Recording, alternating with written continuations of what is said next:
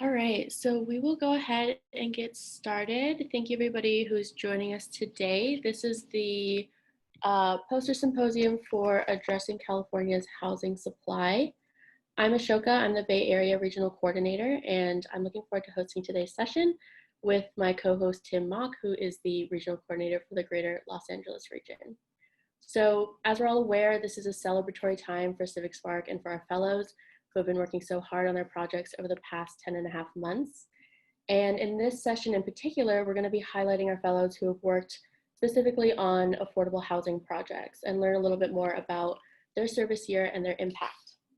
So just as a note to start off, if anyone has any tech challenges, to Tim, and he'll be available to troubleshoot. And each fellow will present for around 5 to 6 minutes, and then we'll have time at the end of each presentation for a quick Q&A. If you do have a question for a fellow, feel free to just unmute yourself after the presentation, or you can type your question into the chat box. And you can also use the chat box to share kudos and appreciations for the fellows. So without further ado, I'll pass it off to our first fellow, Arlin Benavides, to share about his year.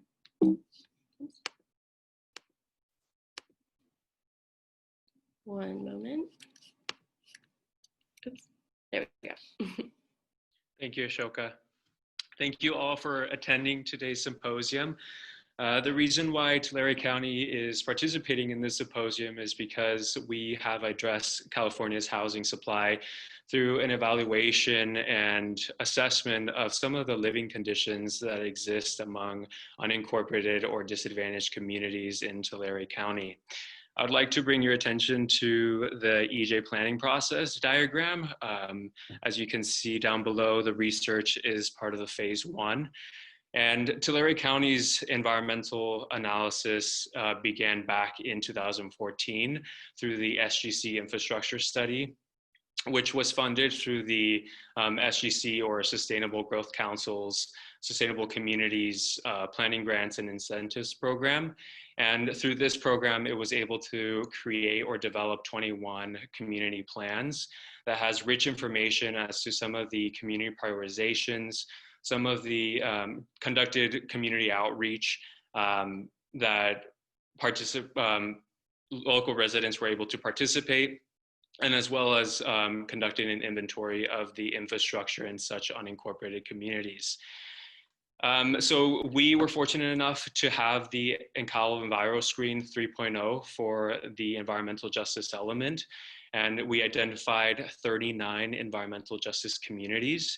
And these were the top 25 percentile of communities experiencing the most disproportionate environmental burden.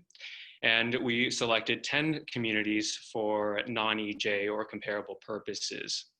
Some of the resources that we utilized for the development of the EJ element was we looked towards Sacramento County, which set a two-phase approach to their environmental justice. And you can take a look at some of the components that we included in our phase 1 for Tulare County's EJ element on the right upper hand side. And we as well used the SB 1000 implementation toolkit, which had an abundance of resources and tools that allowed us to conduct some of that assessment for some of the census tracts that are experiencing disproportionate burden. The second approach to the planning process is engagement. And with reasonable understanding, Tulare County had previously thought that we could use some of the robust outreach to apply for some of the environmental justice analysis. Because so much outreach was conducted, we thought that it would comply with SB 1000. However, Tulare County took the steps to implement an advisory committee, and we have members or representatives from local government agencies as well as nonprofits to advise us on best practices. And through their recommendations, we have been able to do presentations out in communities about the general plan, the meaning of environmental justice, to educate them on some of the tools, some of the terms that they need to get familiar so that they can become better capable of participating and giving us their recommendations and analyzing their surrounding areas. As well as when the pandemic took place, it was a challenge to conduct outreach. So we started looking for other methods or strategies, and we were able to do one meeting via Zoom, where we did a presentation on the approach that Tulare County is taking, the meaning of environmental justice, and we try to get community participation through Q&A, and that was very meaningful. Some of the lessons we learned was definitely that we needed more public engagement, which leads to public engagement to address some of the unique or reduced compounding health risks in these disadvantaged communities, which leads to the SB topic areas, which under SB 1000 requirements, there's a couple, and these are to reduce pollution exposure, improve air quality, promote public facilities, promote food access, promote safe and sanitary homes, and promote physical activity. And Ashoka, if you can please move to the next slide. So these are some of the maps that we were able to create or develop.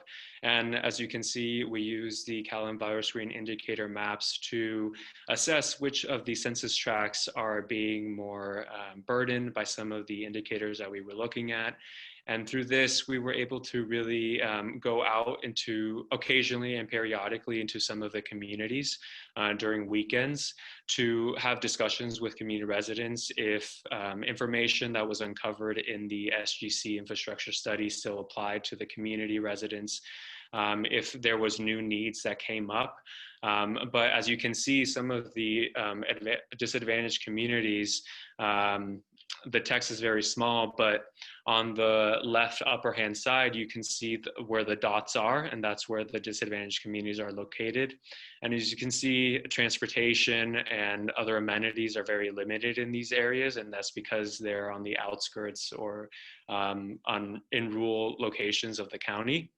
And in that way, we were able to really hone in on the locations that we need to do more outreach. Next slide. So these are some of the photos that we took during outreach. Here's the conference via Zoom, and there is me and some of the other members that are in the advisory committee. But some of the next steps for Tulare County is to disseminate some of the information that we have developed. This week, actually, we consolidated our environmental justice element, and we have 11 sections in there. We're looking to add another section, which is water access, just because it is a particular issue that is unique to Tulare County. But we're also looking for coalition building, adding more members to our advisory committee, as well as seeking out for funding sources so that we can create more educational material and do more outreach in the future, as well as building transparency so that we can be more inclusive of disadvantaged communities and start educating them so that they can collaborate with us. Thank you. Great, thank you so much, Arlin. Do we have any questions for Arlin? Feel free to unmute yourself or again, type that question into the chat. I have a question, Arlin. Hey, this is Kif. I'm curious, and it looks like some of your community partners are on the line as well. Having your perspective on how the role of local governments who are now doing environmental justice elements, which includes community engagement, when you have a lot of community members who may be saying like, where have you been all these years? And sort of that tension of coming in and educating versus listening, and what you saw, not to put you on the spot. What did I see? Well, yeah, just kind of that, what was that experience like? Because you're kind of coming into a contentious space. Yeah, I mean, there was a lot of mixed emotions. I think a lot of people have grown tired of saying these are the needs or these are the challenges that we have been facing in our community. And part of that challenge is feeling like your voice is not being heard. But I think for me, it was about coming into these spaces with a huge amount of respect and empathy, trying to make them realize that this is planning, and that planning takes a while, and that it's a process. And in that, trying to educate them of what that process looks like and what it is like to seek out grant funding and then try to implement such improvements or improvements into such communities.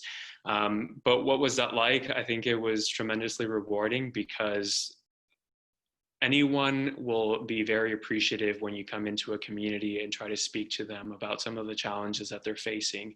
And if you're able to convey your emotions and convey your sympathy and empathy in a compelling way, everyone feels heard, and it's enough to feel like progress is going to happen.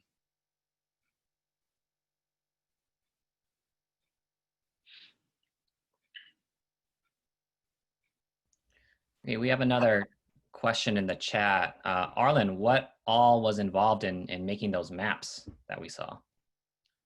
All? Well, honestly, I'm not an expert at GIS.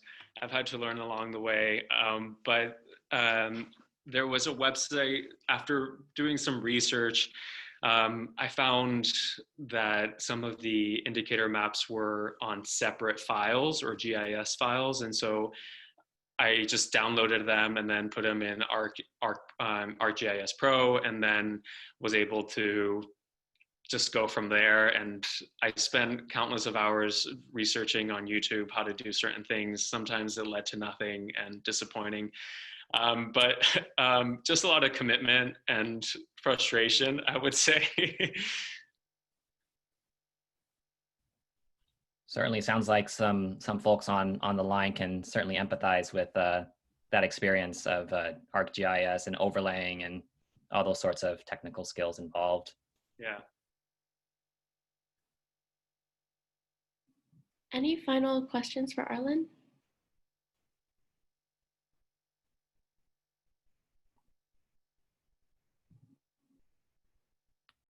Just one more question popped in here just now.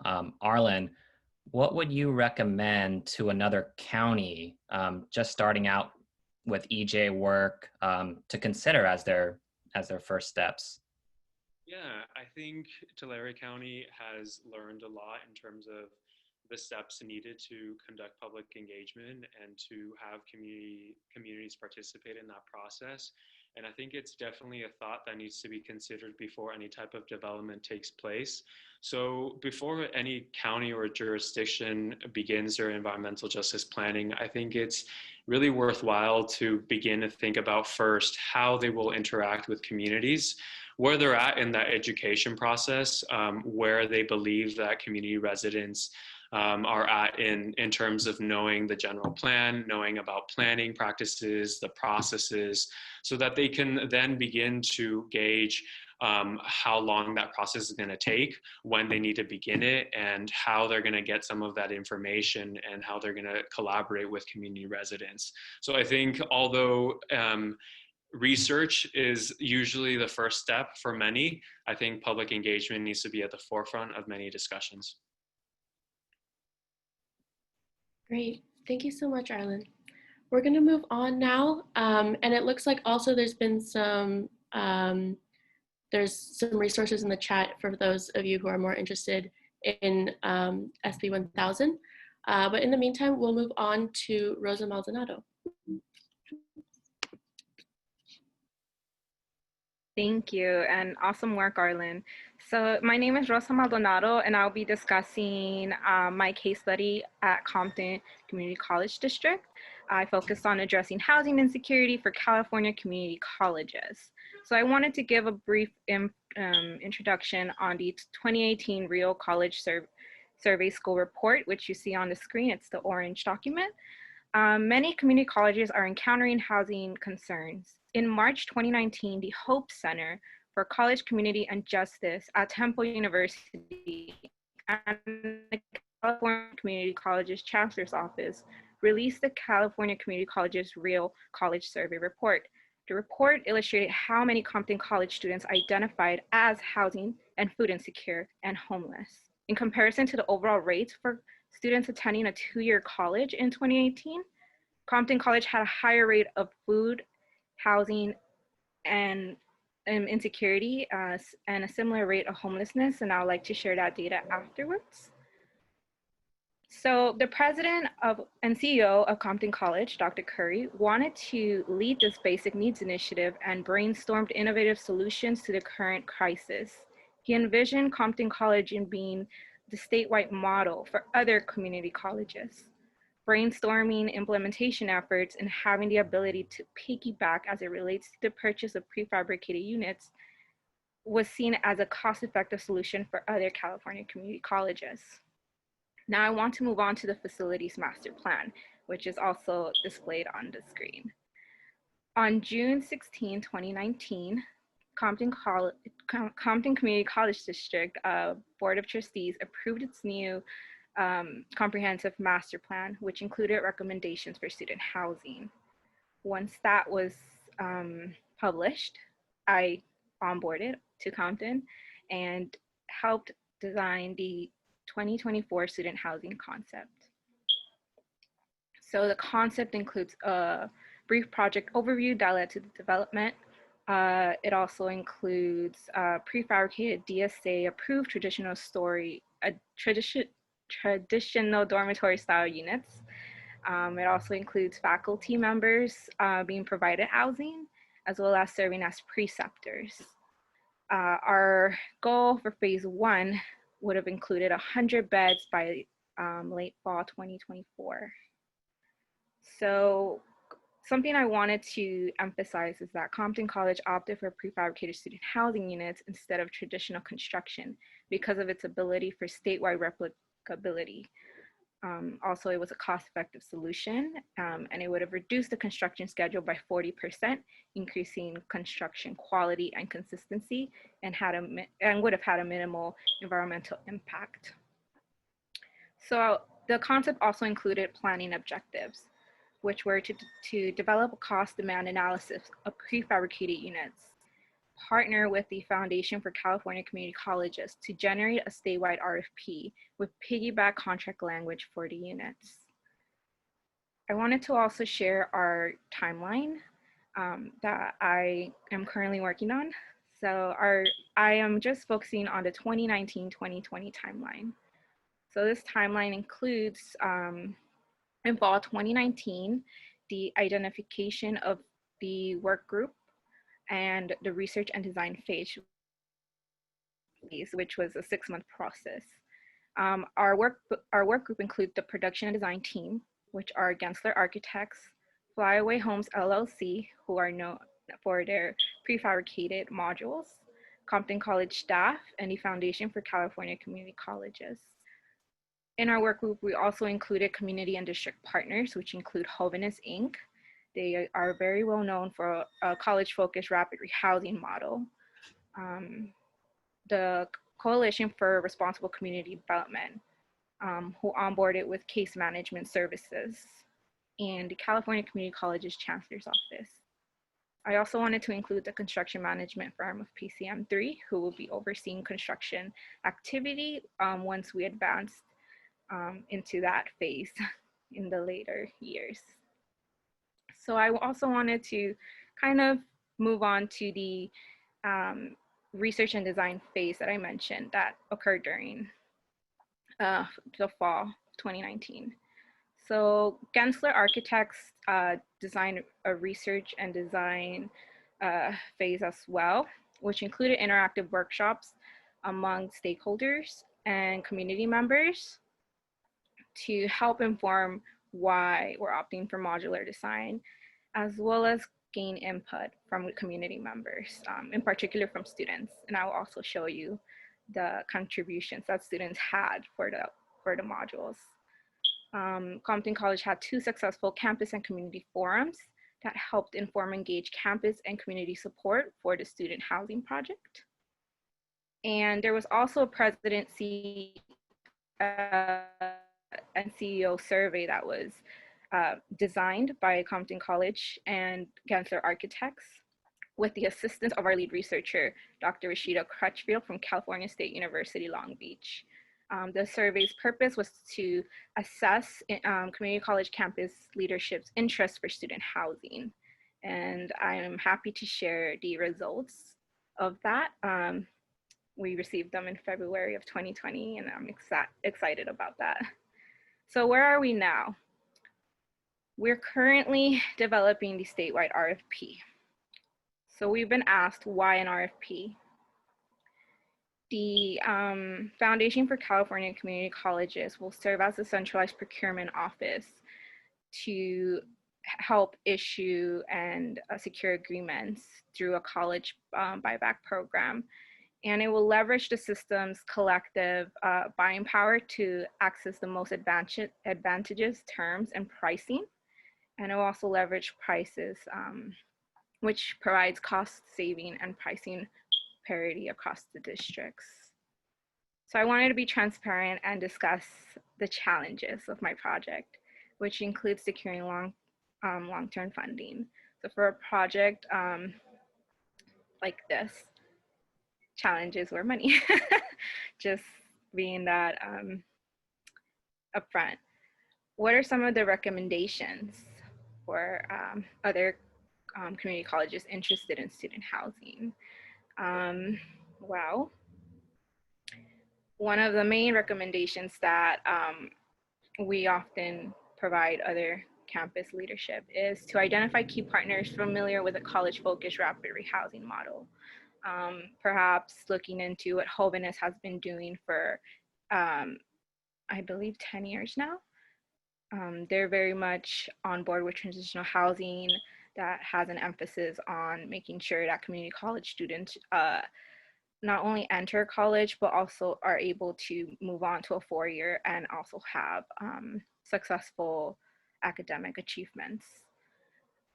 We also recommend community colleges to conduct a feasibility study to see if student housing is sustainable for a college, as well as having legislative support. There are a few legislations that I looked into, such as SB 850, which established the Homeless Emergency Aid Program. It would have mandated at least 5% of allocations to be used to meet the needs of youth experiencing homelessness. So that was an amazing resource that I was able to find. However, we didn't approach that at the time. We found out about it after the deadline passed. There was also SB 1227, which is more well known. So that includes changing state housing law to enable a builder of student housing to benefit from California density bonus laws and comply with local inclusionary housing policies. It would have created, at least for Compton College, a pathway to constructing new housing for students enrolled in the facilities. However, we felt that this legislation was more focused for 4-year universities rather than community colleges. So there hasn't actually been a push, or at least a model, to kind of enforce this policy.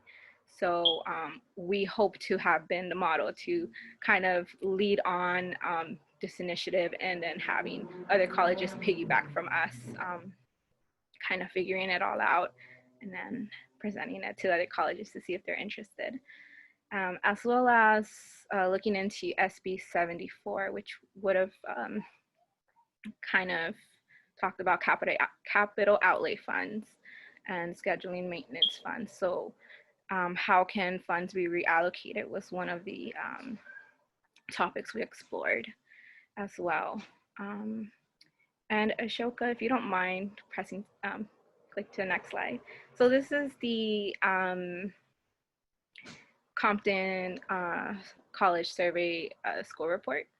So like I mentioned, Compton College participated in a real college survey, and results show that 59% of Compton college students identify as food insecure. 68% of the students identified with insecurity with their housing, and 18% identified as homeless.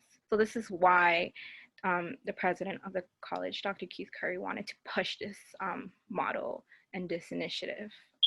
Next slide, please. And I also wanted to credit the community, the Compton College community. So as you can see here, these are students and faculty that are helping design the modules. So next slide, please. And this is what the modules would look like for phase 1, which would be 100 beds. So I know it's very small to see, but it was the first time I've ever seen how designing would look like from prefabricated units. And that's pretty much all I have to share. And I'm happy to answer any questions after my co-fellow presents. And I guess I'll transition it to Gabby. Great, thank you. So yeah, we'll hold questions until Gabriela Elliott presents, who's the co-fellow. Go for it. Hi, I'm Gabriela Elliott. I was working with the California Community College Chancellor's office like Rosa, but I was in Northern California at Sierra Community College. Sierra College is in Rocklin. Rocklin is about 30 minutes from Sacramento. It's a kind of affluent suburb.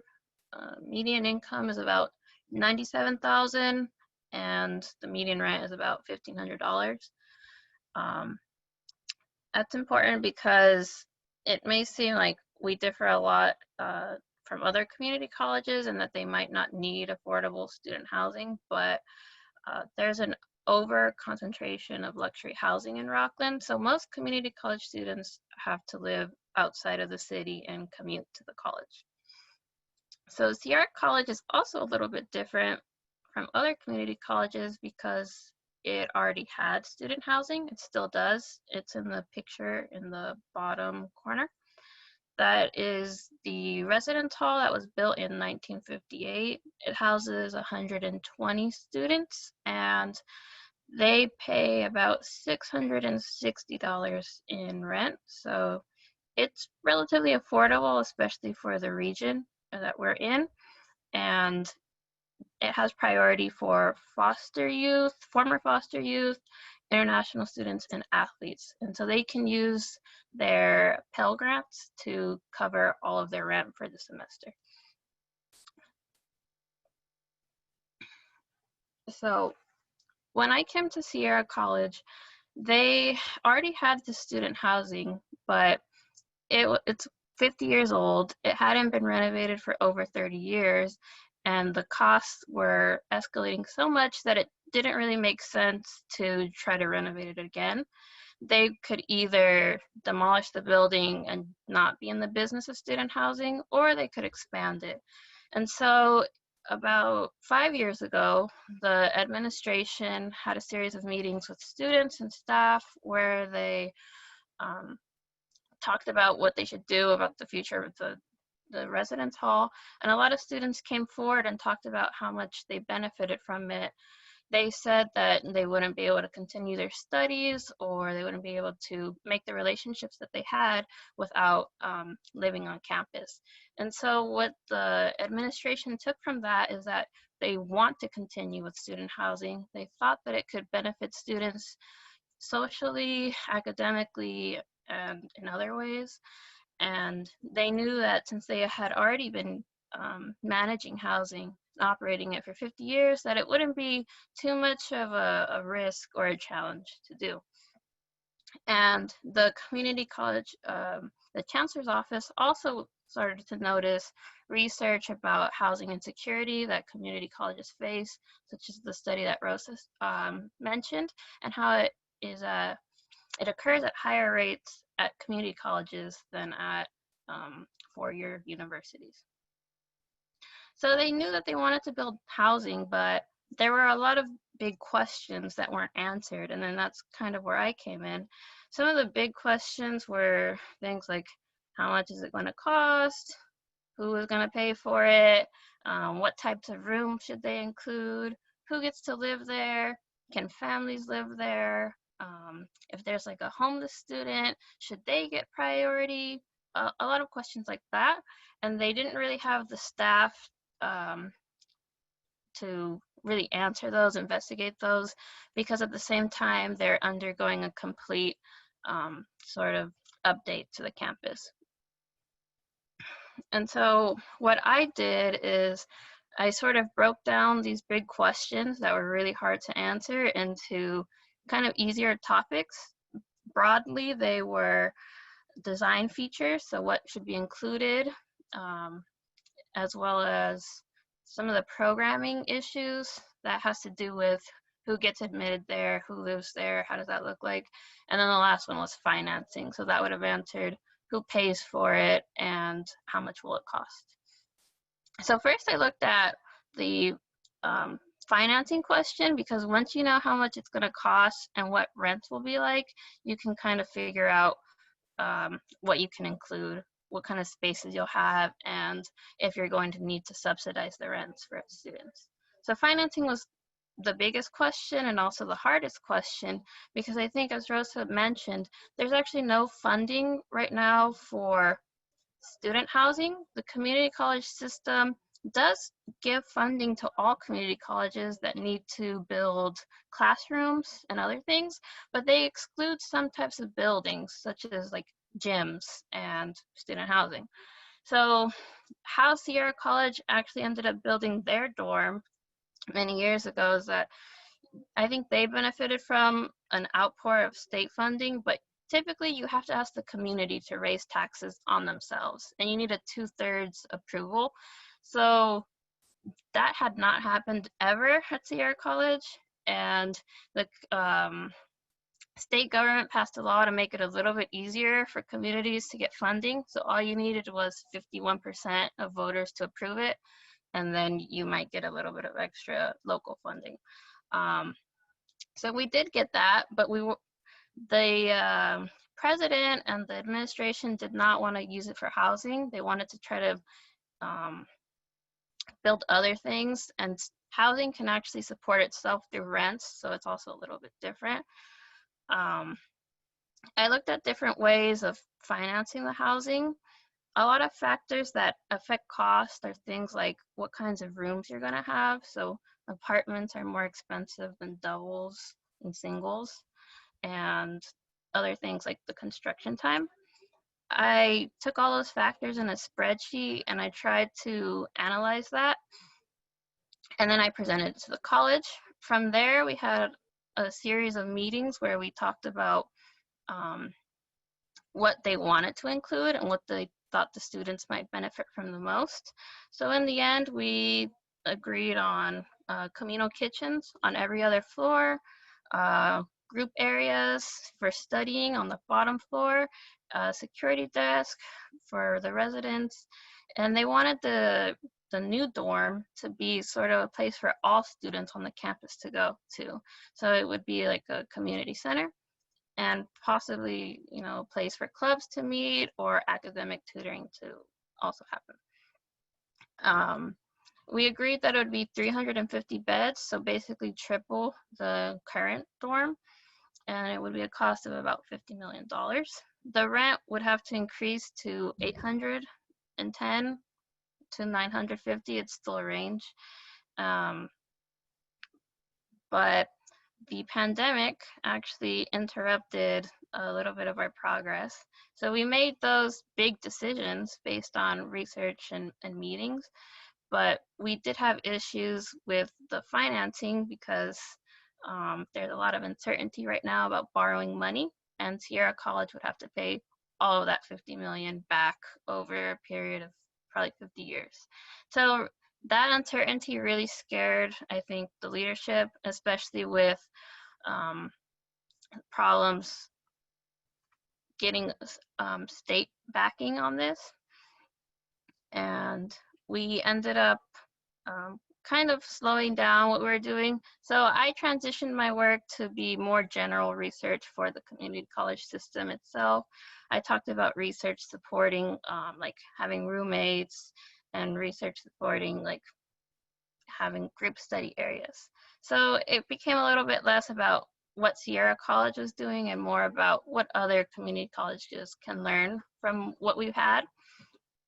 That ended up being my deliverables, and I think in the future, for other community colleges to really try to address housing insecurity through student housing, we're going to need more funding from the state, because not a lot of colleges have the ability to put up upwards of $50 million to $100 million for housing. And yeah, I'm ready to answer any questions along with Rosa. Great, thank you both. Any questions for Rosa and Gabby?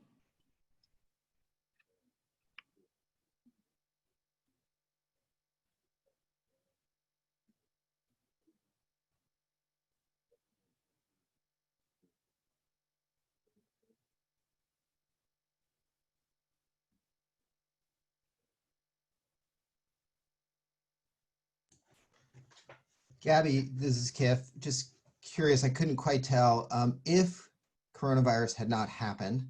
Do you think that this would have been on track, or are we also looking at something where we need a legislative fix to get the funding to go to community colleges, not just UC-CSUs?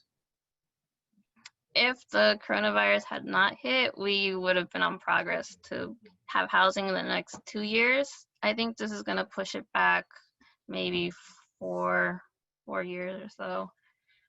Maybe looking at opening in 2025, 2026. So it delayed it for sure, because at the same time as it's a little bit more risky to borrow, there's also a lack of state funding for everything else. So we had to cut our budget by a lot of money, and that it didn't make sense to do it right now. But yeah, having funding from the state government would expedite many projects. I know a lot of schools are interested, but when you have to pay for it yourself or convince voters to do it, it just impedes the process. It's a lot harder than a classroom. And just a related question, since Rosa was working on prefab, did you guys share and compare, and was there, because that seemed like a great way to cut costs? Can you clarify that question, Kip, a little bit? Oh, just like, were you able to share your results and your estimates and on the information on the prefab up with Sierra or others, so that, you know, the full toolkit of possibilities was out? Yes, so me and Gabby actually presented to the Chief Business Officers Task Force, and we kind of did the similar thing, comparing Sierra College not only geographically, but also them having already an established student housing project, whereas we were thinking of prefab. And it was very interesting to hear, obviously, the first question we were asked was what's the cost going to be? So yes, we did do presentations and did share that. And we've also talked about other colleges that have housing, but for Compton College, at least, we would have been the first to have prefabricated student housing. So.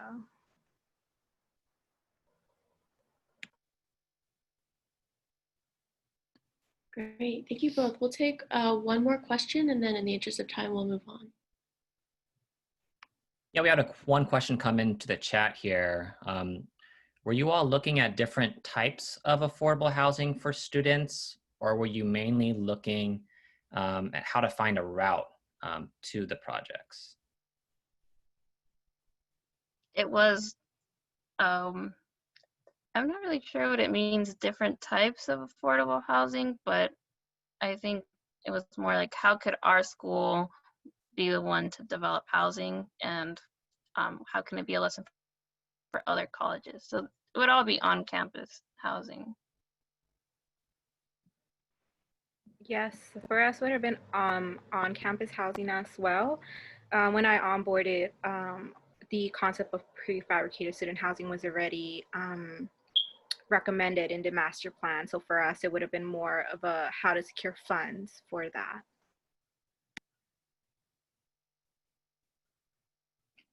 Great, thank you both. We'll move on to Colin. Hi, everyone. My name is Colin, and I am the CivicSpark Fellow serving at the California Department of Housing and Community Development in Sacramento. I've also had as my beneficiary over the fellowship year, the Gateway Cities Council of Governments based in Paramount, California. The Gateway COG represents Gateway Cities region of Southeast Los Angeles County. It's 27 cities, various unincorporated communities, and home to 2 million people. And my role over the service here has been to help the cities in the Gateway region to access the planning opportunities that are available to them through HCD. So I'm going to talk a little bit about like the context for the work that we do, and then what work we actually carried out, and then some outcomes that we saw from that.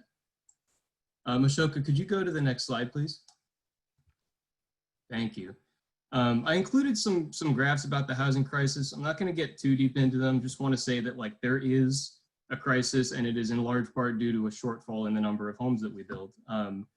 But that being said, you know, beginning construction, breaking ground on a site right now is not necessarily step one in solving that crisis.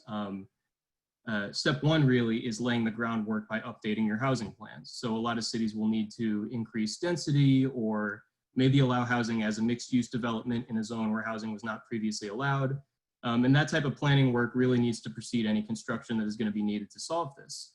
The problem is that a lot of jurisdictions up and down the state and a lot of cities in the Gateway region don't necessarily have the capacity to carry out those housing plans of their own accord. And that's where HCD's planning grants come in. I had over the course of this year, and Ashoka, could you maybe go to the next slide? Sorry to jump through them so quick. I worked this year on 2 different HCD planning grant programs. And again, these are dollars made available to cities to fund their housing plans. In the fall, we rolled out the Senate Bill 2 planning grants. And then this spring and summer, more recently, we administered the Local Early Action Planning Grants, or LEAP. This is a map that I made of LEAP dollars that were available to the Gateway cities.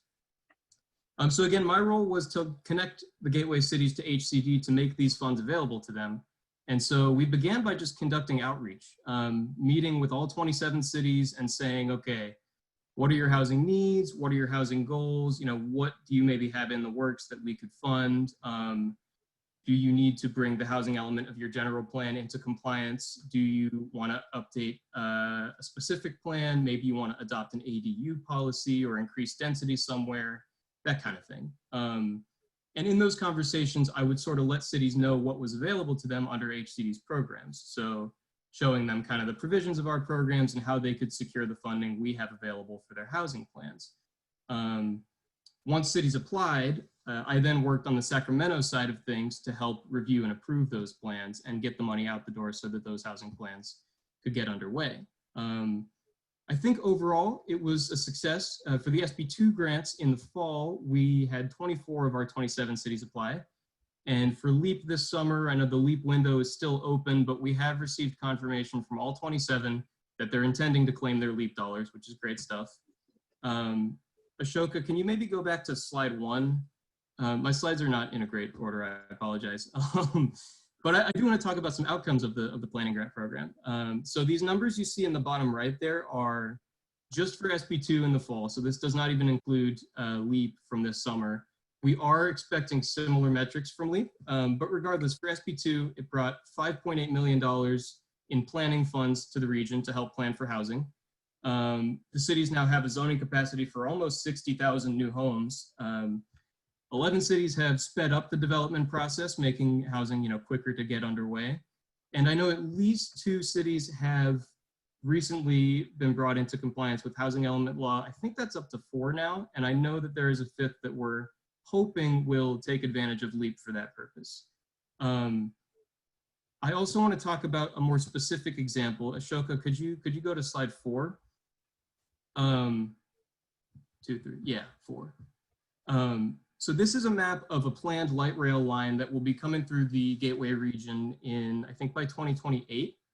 And so to prepare for that, cities are going to need to change their land use plans and housing plans around the station areas. And so a couple of cities are taking advantage of LEAP for that purpose in order to, increase their housing planning and housing capacity in those circles that you see, those half-mile station radii.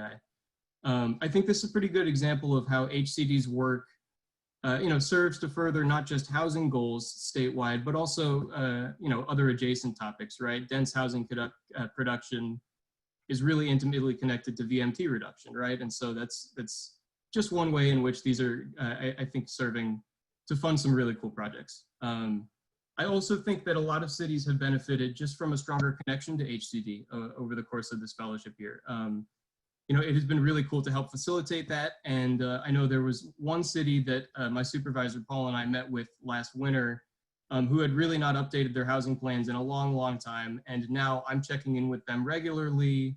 They have a whole bunch of really cool housing work underway, all of which has HCD's blessing, some of which we're funding. Really cool stuff. And so it's been great to play a role in facilitating that. But I want to close by talking about one last thing. And Ashoka, could you maybe go all the way back to slide 1 again? You see in the bottom left there. So the Gateway COG is really ramping up their efforts in the housing space, you know, on a regional level. And it was cool for me to be able to play a part in that.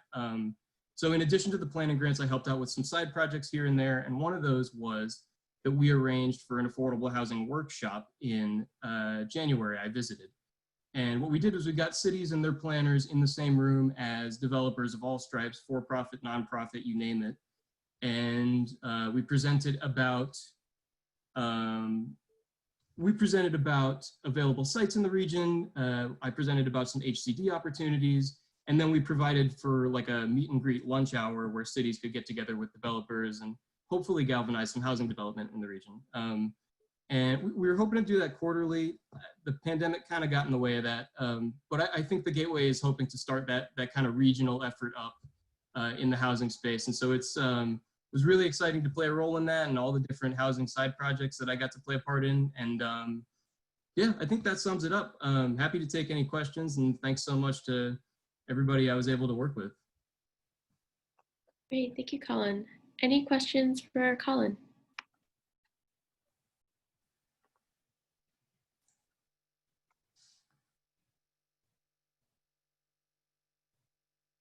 Star, Colin. Thank you, Tim. I'll step into the silence again. It seems I always got lots of questions. Colin, this is great work.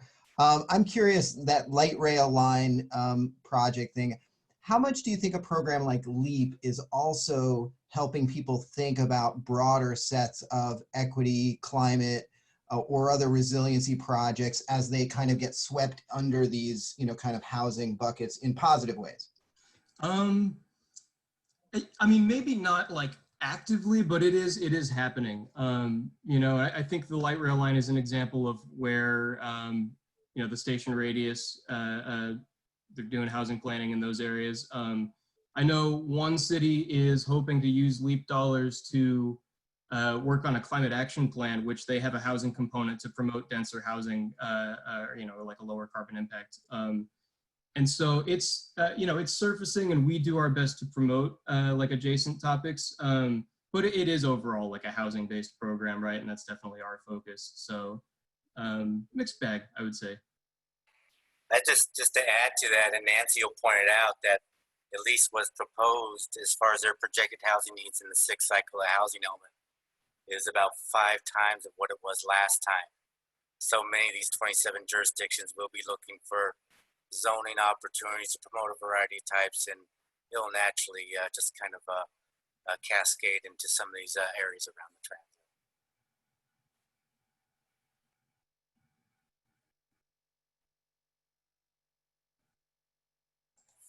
And I said, I didn't know.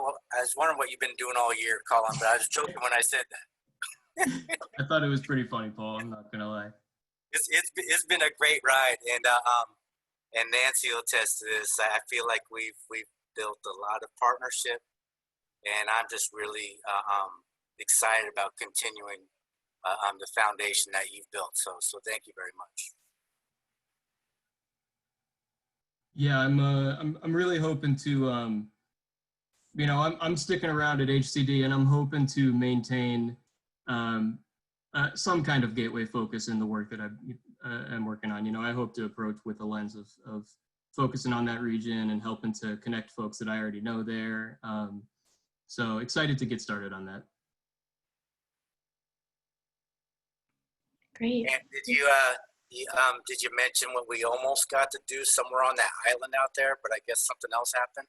Oh yeah, I guess, huh? There was going to be the Gateway COG hosts a retreat at Avalon, which is one of our member cities. But I believe that's like yet another thing that the pandemic sort of interrupted. I did get to go to the Gateway twice though, and that was great, but we didn't do any island visits. So yeah. Hi, this is Nancy, and I do just want to say, in case Paul didn't see in the chat where I am definitely agreeing with him, Colin just did a fantastic job, and I wrote in the chat, it's so impressive to see the outcomes that resulted for our region from all the great work that you did, seeing those dollar figures and the housing numbers. You really made a huge difference for us, and we're extremely grateful to you and also to CivicSpark and to HCD for the partnership. And yes, very much looking forward to continuing that partnership and also to continuing to work with you, Colin, in your new position at HCD. Congratulations and thank you. Thanks, Nancy. Great. Well, congrats again, Colin. And we're going to move on to our next speaker, which will be Rebecca Pope. Hi, everyone. Thanks again for joining our poster session this afternoon. My name is Rebecca Pope, and I'm a Housing and Community Development Opportunity Access Fellow. I've been serving with Placer County's Community Development Resource Agency to support their capacity in implementing their 2018 Housing Strategy and Development Plan. Placer County, similar to the rest of California, is facing a challenge of housing affordability as well as availability. The county itself extends from South Lake Tahoe all the way down to the foothills, just outside of Sacramento. There's an average population of 398,000 people. It is both rural and suburban in nature. There is a shortage of housing for many of its low to middle income residents, and consequently, the majority of the workforce has to commute from elsewhere, creating other adverse impacts on the surrounding environment. Due to the influx of people moving out of the Bay Area further into Northern California, the county is continuing to grow. With the county's unique geography and growing population base, they require an innovative and affordable way to concurrently increase their housing stock. The county is aiming to concentrate new growth within existing communities, emphasizing infill development and expanding on available services. During my service year, I aided in the development of a program that educates and encourages homeowners to build accessory dwelling units, or ADUs, on their properties. ADUs are simply additional units that can be added to existing primary dwellings, think converted garages or backyard apartments. They come in many shapes and sizes and are known by many different names. They can be attached to the existing home, detached, or converted living spaces, and they're equipped with independent bathroom and kitchen facilities. ADUs are not a new thing. They've been around for a long time. The shortage of housing in many areas has led homeowners to look for ways to extend their homes, either to accommodate family members or to provide rental income. ADUs are generally more affordable than other forms of housing and can be built relatively quickly and inexpensively if the proper regulatory framework is in place.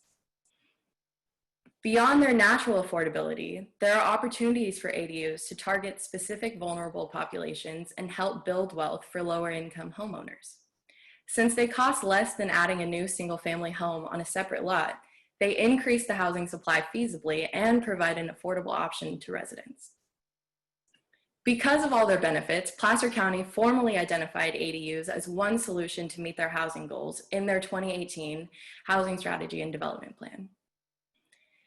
In a survey conducted the following year to gauge interest, 49% of the 1,988 participants expressed some type of desire to live in an ADU, and an additional 10% said that they were already living in one. This year, we placed a focus on eliminating common barriers that homeowners face in ADU development, as well as growing public awareness about the importance of ADUs. Some of those barriers were cost, adequate space to build, HOA regulations, and strict permit approvals. We were recently able to amend the local ordinance to reflect recent changes in state law and facilitate more ADU development in the county. It was adopted by the Board of Supervisors a few weeks ago on June 6th.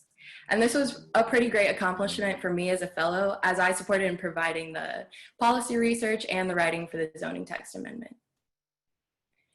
In order to reach the public, we modeled our efforts after San Mateo and Santa Cruz's ADU strategies. We developed an incentive program to motivate homeowners to build ADUs, which most notably includes an inspiration book, a guided workbook, and an online resource center.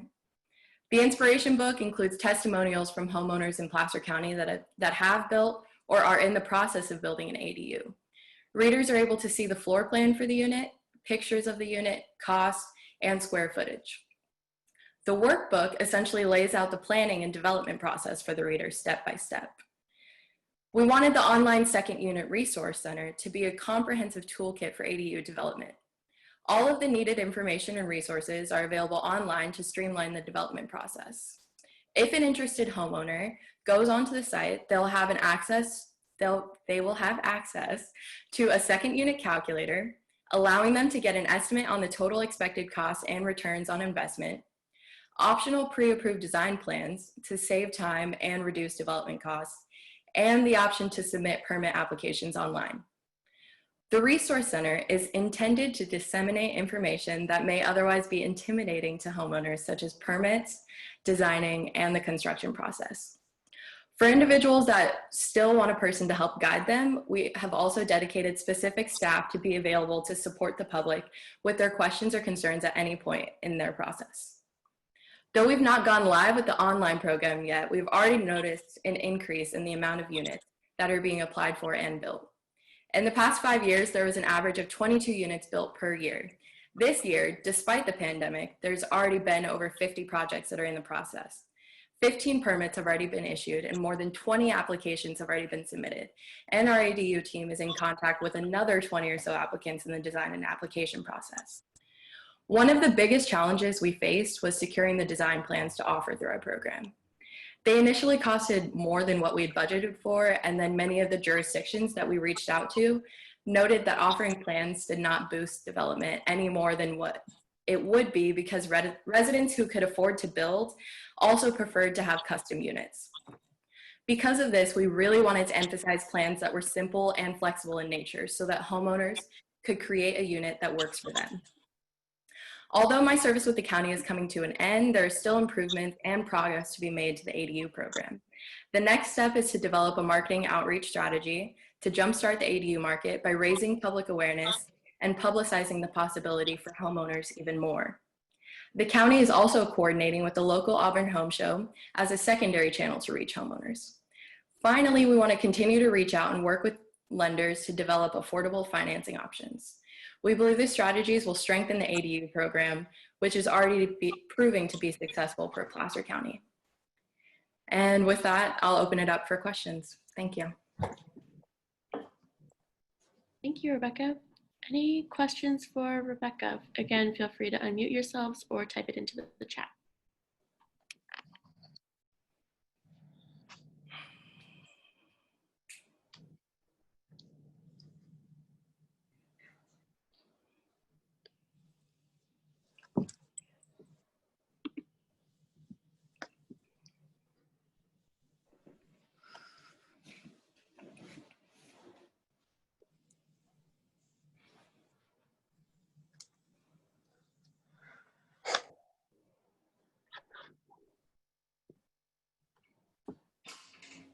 All right, one question came into the chat here. I'll go ahead and ask it.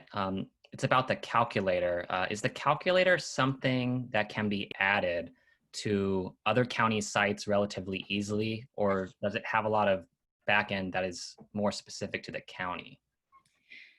We did create the calculator more specific to the county. We had to contract out somebody who could, develop the website for us. But we provided them with most of the supplemental information just about like the county's property tax information, the different zoning ordinances related to ADUs. It was pretty specific to our county, but I think it is something that could be replicated in other counties as well.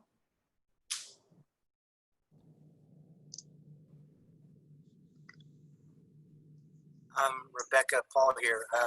So one thing about Placer County is like there's this huge diversity in terms of being near the Sacramento metropolitan area, and then all the way up to Tahoe, and just in terms of just socioeconomics or what have you. So I would guess that like like your outreach strategy needs to accommodate that somewhat. Was there some thinking around that?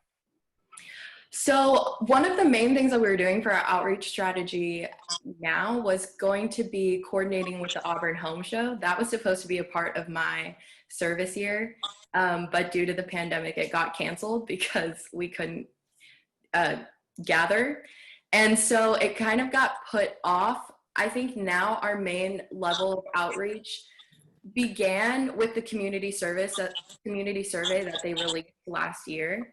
A flash vote survey, basically to gauge people's interest in ADU development and to gauge homeowners' interest in building an ADU and what they identified as barriers.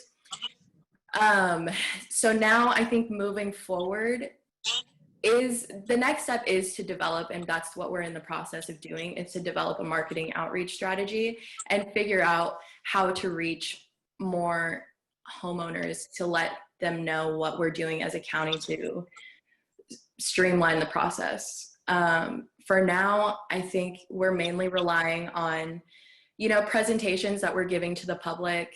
We're relying on our website, our county website. I created basically a temporary landing page for anybody that already is interested in building an ADU since new regulations were updated January 1st. So I think we could be doing more with outreach, but so far we've just kind of been developing our materials and creating all of our, creating everything for our program. And just one last thing, maybe one last thing. So Placer County is very unique in that they allow RV ADUs, or at least they're thinking about it. Have you been engaged in that process and particularly the politics around it, and maybe talk about that a little bit? What was the first part? I'm sorry. I think I just missed the Placer County is one of the few jurisdictions that allows RVs as ADUs, which many people call tiny homes. And they're, I believe they're in the process of that, and there's a little bit of tension in the politics. I wonder if you got a chance to maybe observe that a little bit and maybe have a few points on it. Yeah, I have. It is pretty interesting because there are a lot of mobile home parks in Placer County, mobile home areas. And the main tension lies not in tiny homes, but in tiny homes on wheels. Something about the mobility of these tiny units makes people uncomfortable, and people fear that it might mess with the aesthetic of the community. However, we are in the process of updating our zoning code to be more flexible in design standards and to allow more opportunities for a more diverse, more diverse housing options to serve more people throughout the county. And tiny homes and tiny homes on wheels are a part of this. And so whilst maybe specific incorporated cities may not allow it completely and maybe more strict with their regulations, Placer County as a whole is aiming to create more of a diversity for these types of units. That's at least. Is there any communities in Placer County that oppose it, and who are those communities? Specifically, it's the more affluent communities, places that are like Granite Bay, Roseville, like the more affluent and definitely more denser communities that are more strict about what their appearance as a community looks like. The more rural and less densely populated areas, I think, are more willing to be open to allowing tiny homes and tiny homes on wheels. Great. Thank you, Rebecca, so much. And we will move on to the next speaker, Carson. Thank you. Great job, Rebecca. Hey, everybody. I'm Carson Barwinkel. I've been serving with the County of Ventura in their planning division, their long-range planning division, working on affordable housing. Basically, the project I was involved with was an update to the county's housing element. And the housing element is essentially a long-range plan updated depending on the jurisdiction every 5 or 8 years. And this plan has, really 3 main functions, and those are an outline of programs and policies for furthering the mission of affordable and fair housing, an analysis of current and future housing needs, known as the Housing Needs Assessment, and then perhaps most critically, an inventory of land, of parcels of sites that can realistically accommodate housing across all income levels. And so just to give you kind of a quick picture of the affordability landscape in the county and the crisis in the state overall, some quick data points. 55% of renters in the county spend more than 50% of their monthly income on housing. For reference, the federal government, the Department of Housing and Urban Development, says that a household is cost burden if they pay more than 30% of their monthly income on housing. So, definitely a crisis. From 2000 to 2019, the median home price in the county increased by 118%. During that same time period, the median household income increased by only 51%. This is, I only collected data here from the past 20 years, but this is a trend that's pretty consistent since the 1980s, a trend in which population growth in the state has accelerated significantly. At the same time, housing prices have rose, and development of new units has oftentimes completely stagnated. Additionally, 86% of housing units in the county are single family structures. Rebecca kind of touched on this a little bit, but what we're really looking for in a ideal healthy housing environment is a diversity of housing stock. And most cities and certainly most counties throughout the state do not have this. And when we talk about single family structures, we mean traditional home with a backyard, a pool, a front yard, or a townhome, something like that. And so 86% of the housing units in the county are single family. And then finally, a real limited availability of farm worker housing. And the farm worker population is of utmost importance to the local economy. It's a county, a jurisdiction that is really proud of its agriculture, its thriving agricultural economy, but it is increasingly becoming a problem that these workers don't have a place to live. So with that being said, the primary goals here were, once again, create that inventory of land, of vacant sites throughout the county that through a number of different types of analyses can be determined to realistically accommodate housing at all income levels, and especially at the low income level. Secondly, identify innovative solutions for increasing the development of alternative housing types, specifically ADUs and tiny homes. The accessory dwelling units and the tiny homes are structures that we found are incredibly popular with community members, incredibly popular with politicians in the county, and promoting the development of them is oftentimes easier than promoting other types of housing. Furthermore, analyze, collect and analyze economic and demographic census data to help inform a housing needs assessment.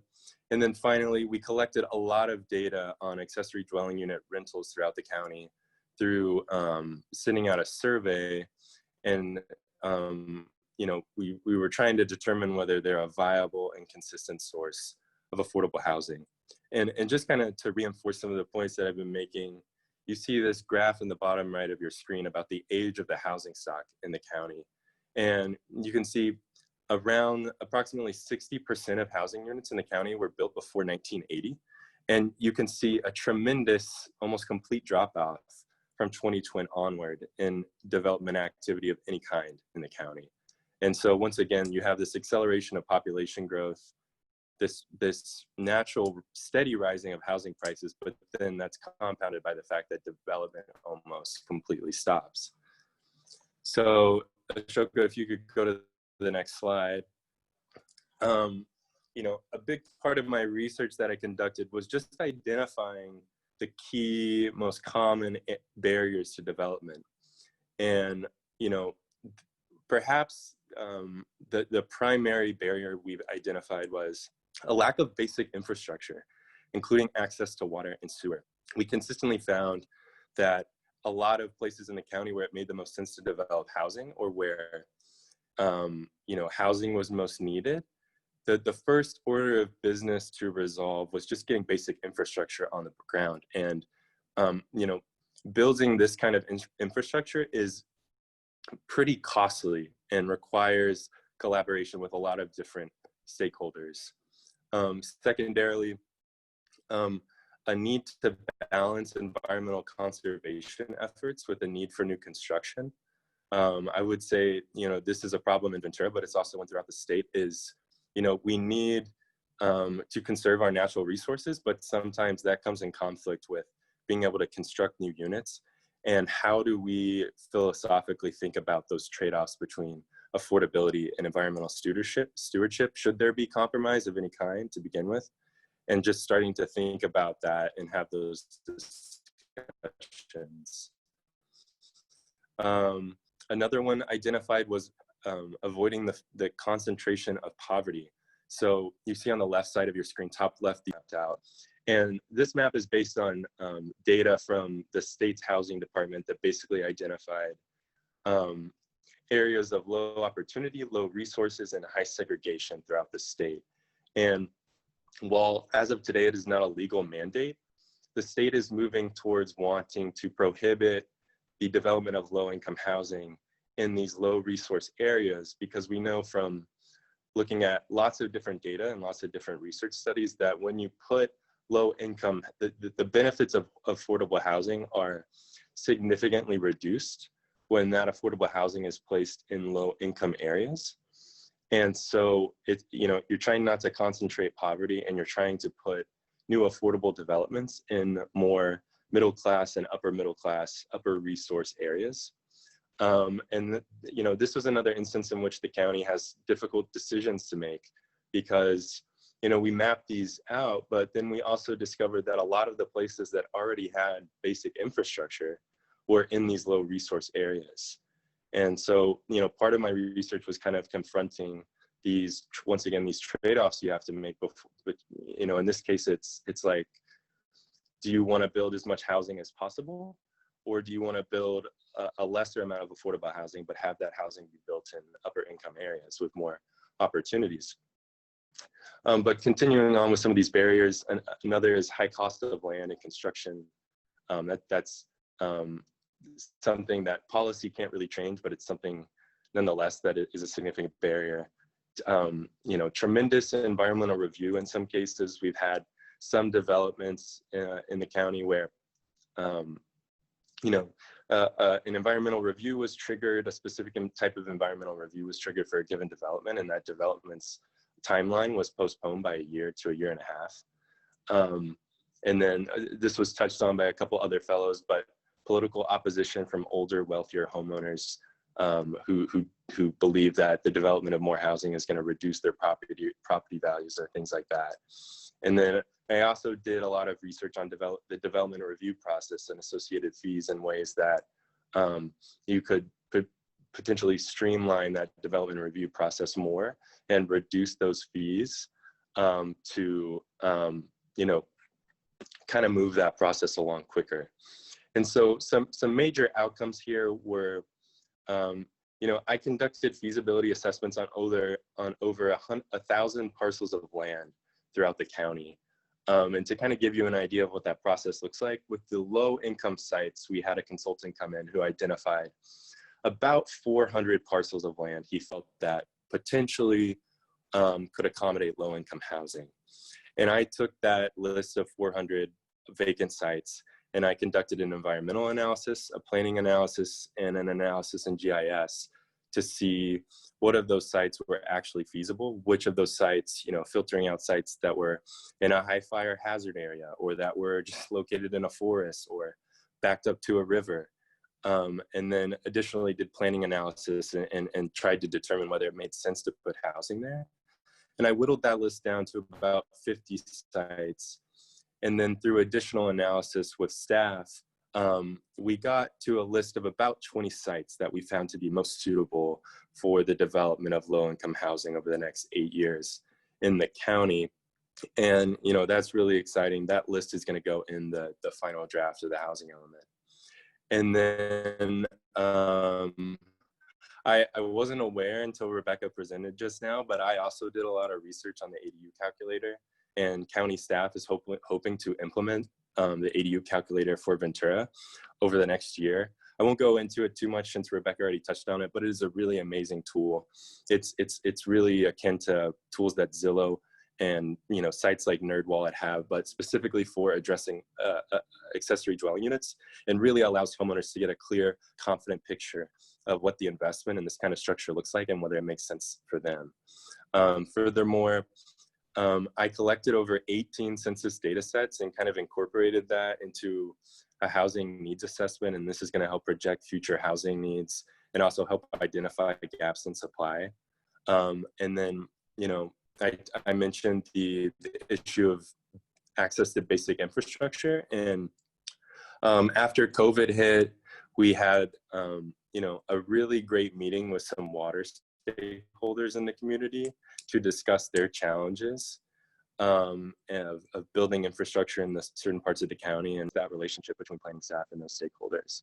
And then finally, we created a housing element frequently asked questions webpage that's going to help educate the community on the basics of this housing element process of housing planning. And for those who aren't already aware of it, kind of educates them on the urgency of this crisis, and encourages them to get involved in the engagement process on this plan. So that's all I have, and I'll open it up for questions.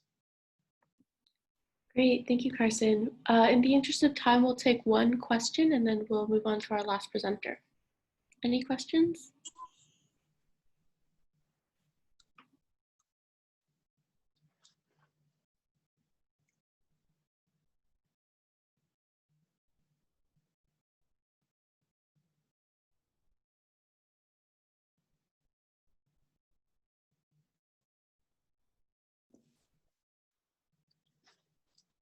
Hey, Carson, thanks for the presentation.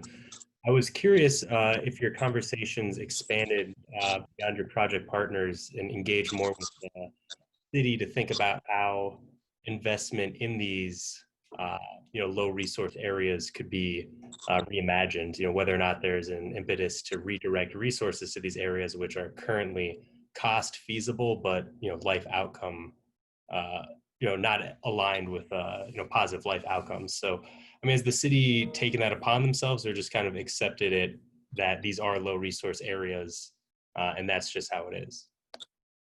Yeah, I would. That's a great question. I wouldn't say they've accepted it. Part of the conversation with the infrastructure stakeholders was to talk with them about that. It's not to say that housing shouldn't be built there, I guess. It's more to say that traditionally we take public housing or low-income housing and we put it all in one place, and we don't make middle and upper class communities bear the, accept any new development. We allow them to go completely free of any new development. And so I wouldn't say it's about completely restricting development in those areas, but trying to take a more mixed approach to that process in general. And we got to do a little bit of outreach with stakeholders. COVID kind of threw a wrench in that, but we're kind of working on now transferring to kind of a virtual outreach phase, and the stuff you talked about will definitely be a part of it.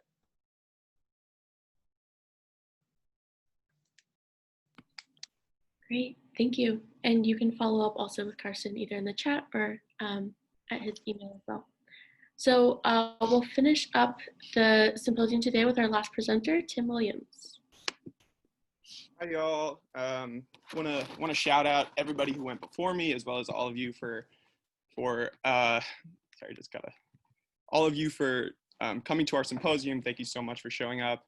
Also want to shout out my fellow map builders. I had no idea how to use GIS until like 2 months ago, and basically I just had to put this together real quick for my agency in the last few months. So it's a challenge, and y'all's maps were beautiful, and I'm proud.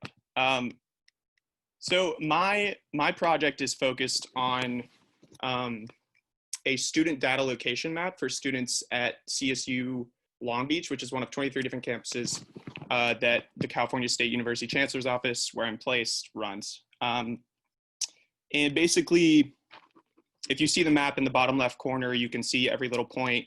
I'll show it on the next slide, but you can see every little point is a student address. And for CSU schools, they're basically entirely commuter campuses. So these are all student addresses where students are driving directly to campus. So what we were working on mostly this year actually was similar to a lot of y'all have talked about, affordable housing policy. And, you know, I worked on implementing those ideas and trying to reduce housing costs so that we could move our resources towards building more affordable housing policy on campus. Unfortunately, a lot of that was shelved with the failed SB 50 bill that I think Rosa touched on. That would have given a lot of funding that we would have been able to move around some things and build affordable housing units on campus. And I agree with Rosa in that I think prefabricated housing is the future, basically. And I think it's going to, at some point soon, be really beneficial for the CSU system. But because of that lack of funding, we kind of had to shelve those projects and move more towards transportation. So that's why what I'm doing is more focused on a short-term goal. The long-term goal of the CSU Chancellor's Office is to move from being a commuter campus, which if you guys know about the campuses, they're basically every student drives to campus. So to move from that to having students on campus. And that's for a variety of reasons. You know, studies have shown that it actually improves retention rates and graduation rates if you're on campus versus driving in. It, you know, promotes campus culture and makes them more of an established hub within communities, as well as, you know, the biggest point for me, and I think a lot of our work, is that with 23 different campuses, you have thousands and thousands of students driving to campus every single day from, you know, in this region alone, it's from as far as like an hour and a half to 2 hours. And the environmental impact of that is immense and truly like very terrible. And so in the short term, CSU is looking for ways to curb that by moving students to from driving in single occupancy vehicles to more alternate forms of transportation and established public transportation. As well, another reason why they want to do that is parking is actually, you know, in doing my research for this map, I saw a lot of student testimonials. I don't know if anybody went to a CSU campus here, but at Long Beach in particular, if you want to get a parking spot, you basically have to show up an hour before class. It's really difficult. And, you know, I talked to some students and they said they're basically fighting every single day before their learning day to get into campus and actually be able to go to class. And that's obviously not a good way to start your day, and it's super stressful. I went there one day, it literally took me 45 minutes. So it's just, it's not a good system at present. And the obvious short-term solution would be building more parking, is what I thought. But CSU Chancellor's Office actually had an external auditor conduct a study on the effectiveness of how they're using their parking infrastructure resources and if they should build more, basically. And the independent auditor concluded that them building more parking just creates more student drivers. And so it's a basic law of supply and demand where they would build more parking and more students would get more parking passes, and it just wouldn't even benefit anyone. So what seemed like a short-term fix actually didn't fix anything at all. So instead of that, right now, they're trying to partner with local agencies, and that's kind of where I came in at the ground floor, basically, to make this map and see where are the needs for transportation across the system. And then can you go to the next slide, it's okay?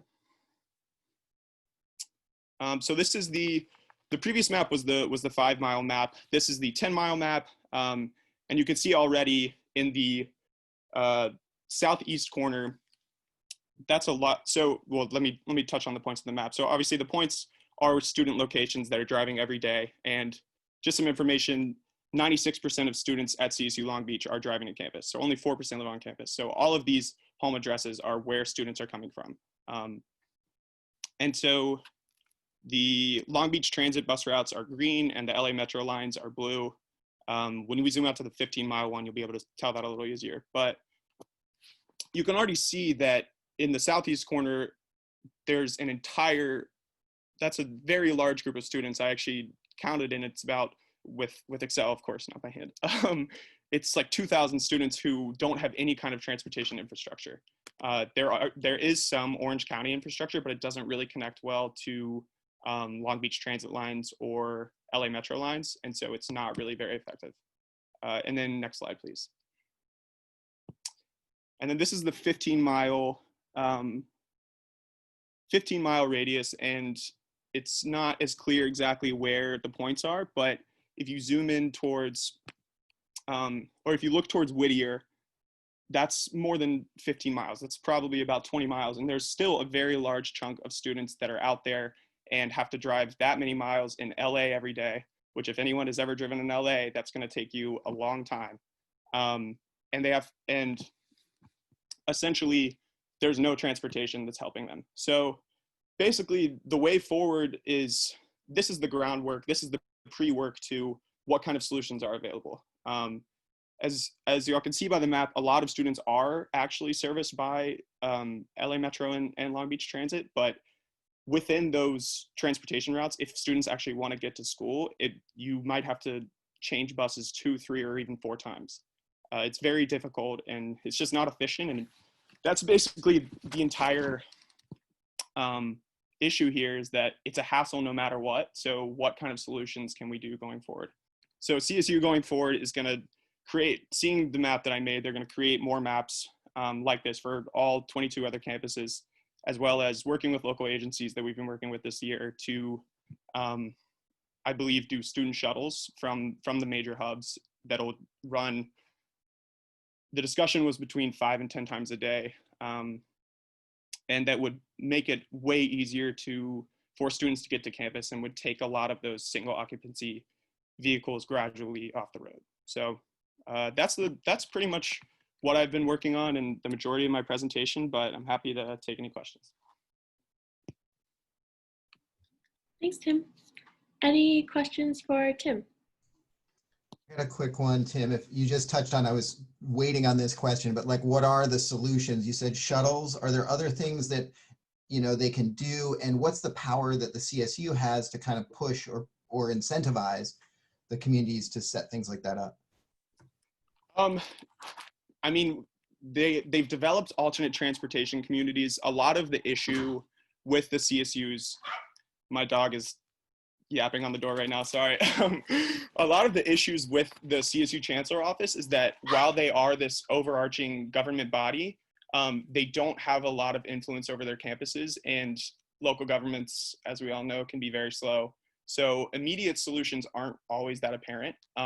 Within Long Beach specifically, there's been a lot of discussion of setting up more accessible bike, or what are they called, electric bikes and scooters and that kind of thing, which is all kind of a moot point at this point with coronavirus, because the entire system is going online in the fall. So no one really needs to get to campus right now. But I mean, shuttles seem to be the most apparent way, but I think there are other opportunities that they could find. I think it's going to have to be a lot of collaboration between CSU and local governments, and the campus is being more willing to use that. A big issue with this project is that we didn't get this data. It took us literally 7 months to get the student addresses, because the campuses are so protective. And you would think, you know, that we're the overarching agency, that it would be easy. It was not. So.